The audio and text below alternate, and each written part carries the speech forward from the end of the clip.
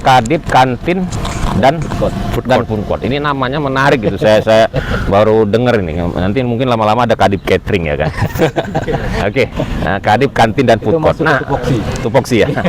Nah, udah menyusun ini belum tupoksinya ini, atau menyusun job disk-nya nih untuk yang nyewa nih seperti apa ya, harus kriterianya apa, syaratnya apa, sudah disusun belum itu aturan mainnya? Sudah. Jadi ketika kantin ini ingin melakukan operasional di Unila, Ya. mereka akan menandatangani fakta integritas. Ada beberapa aturan yang Pilkada juga nih.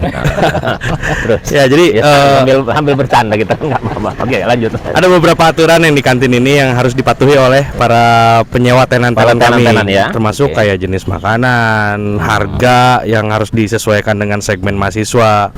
Lalu ada luas yang bisa diperbolehkan untuk mereka berjualan.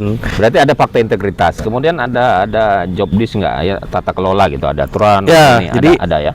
sebenarnya ini aturan yang kami buat untuk mempermudah kantin-kantin di setiap titik Fakultas, ya? titik fakultas. Jadi setiap fakultas itu ada koordinator kantin. Oh, setiap ada koordinator. Ada koordinator kantin. Koordinator itu orang di fakultas itu sendiri. Enggak, jadi kan sama-sama para pedagangnya ya. sama pedagang juga. Sama-sama pedagang. Cuman mereka kami kasih amanah tambahan Ya, lah untuk ya. mempermudah garis koordinasi antara Hanya koordinasi PPU. ya. Koordinasi aja. Karena kontrol kan tetap kalian juga kan gitu. Tetap. Mereka nggak serta-merta bahwa kata si koordinator ini A, ya kalian juga ikut A gitu. Nggak, justru itu adalah perpanjangan distribusi informasi dari BPU ke para kantin. Oke. Gitu aja. Jadi si koordinator kantin ini nggak ngambil kebijakan, hanya ngambil mendistribusikan kebijakan, aja. menjalankan kebijakan lah Ya, ya. betul Ya, sekali. sebagai kepanjangan tangan ya. Jadi, Ya, jadi betul. dia nggak ini. Oke. Nah,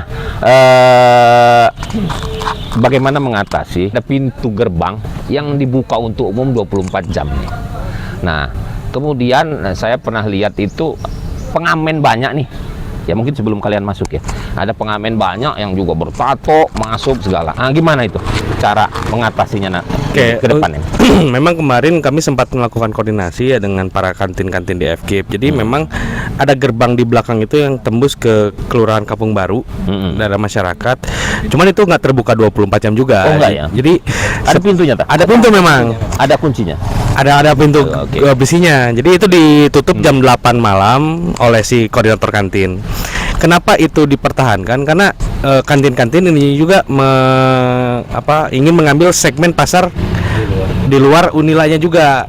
Jadi itu banyak animo konsumen yang datang ke FKIP karena pintu itu gitu. Oh, tapi dari sisi keamanan gimana nanti kalau dari luar itu masuk? Iya, Kan jadi selama ini nggak ada satpam nih yang jaga nih. sebenarnya ada. Jadi kan ada satpam di FKIP sendiri.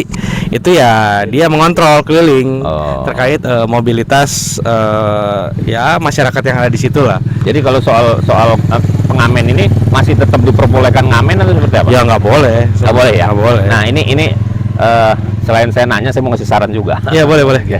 Gini, karena kalau saya lihat di sana itu mungkin satpamnya harus nongkrong kelihatannya di situ. Jadi sampai jam berapa? Atau ada jadwal buka gerbangnya itu, jadwal buka kelihatannya.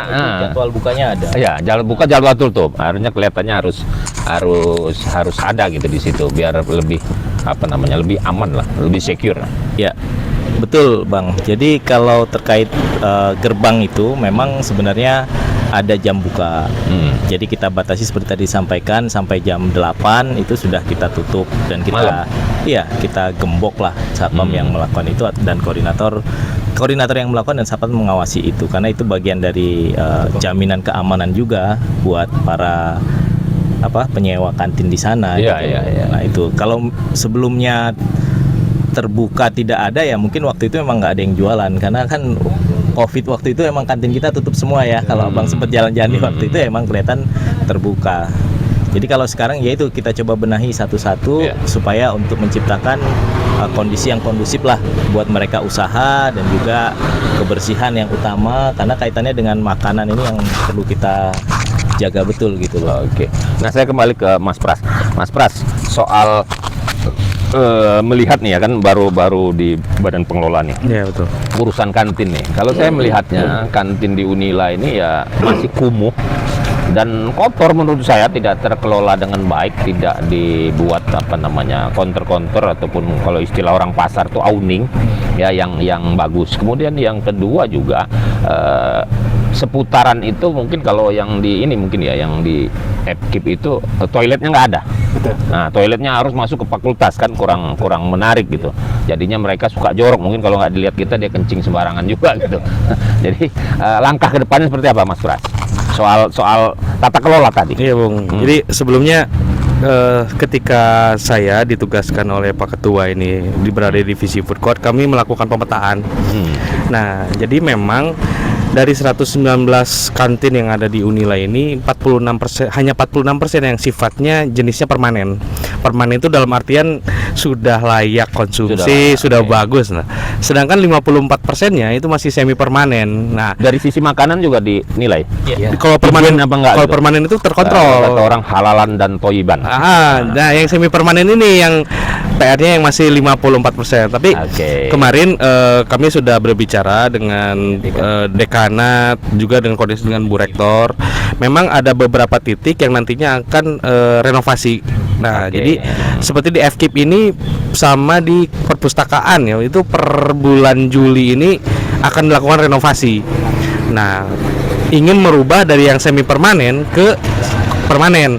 Nah, ketika yang permanen, nah itu looks-nya sudah bagus. Ya, looks penting. Foods kriteria makanannya juga sudah terjadi. Karena nanti yang permanen ini akan ada seleksi juga terkait jenis-jenis makanan yang akan dimasuk situ. Looks itu kan penting, karena looks adalah identitas. Yep, betul. Oke. Nah, ada lagi yang mau ditaman soal tata kelola ini? Ya, untuk sementara target kami di tahun ini adalah peningkatan jenis kantin yang semi permanen ke permanen. Target kami 70% di tahun ini itu sudah jenisnya sudah permanen semua. Oke. Nah, Bung Ardian, ini kan ada soal investasi ya tadi, soal bicara Mas Pras itu soal mau dijadikan permanen. Yang ngebangun ini pihak tenan atau pihak kita, badan pengelola ini? Ya, seperti kami hasil diskusi dengan Pak Dekan FKIP kemarin, bahwa hasil akhirnya adalah fakultas akan mendudukan anggaran untuk pembangunan dan renovasi kantin. Jadi fakultas. Jadi duduk anggarannya ada di fakultas. Setelah bangunan ini jadi, pengelolaan ada di Badan Pengelolaan Usaha. Nah, apa keuntungan fakultas ini? Kan investasi nih. Apa kok dapat keuntungan? Karena ini kan dikelola bisnis. Betul. Jadi pada dasarnya yang harus kita sepakati bersama bahwa ini semua, setiap fakultas ini adalah aset universitas. Oke. Jadi ini sumbangsi lah ya. Iya, sumbangsi dari setiap fakultas, bahwa dan harus kita sepakati bahwa untuk pengelolaan segmen bisnis dan usaha itu terpusat di Badan Pengelolaan Usaha. Jadi hasilnya adalah kemarin fakultas siap untuk membangunkan renovasi food court dan pengelolaan full ada di BPU. Tapi itu investasi itu kan menjadi aset Unila. Betul. Ya, jadi nggak masalah. Income juga menjadi pendapatan Unila. Pendapatan apa itu? Pendapatan non PNBP universitas. Iya. Universitas Lampung lah Unila ya. Betul. Oke.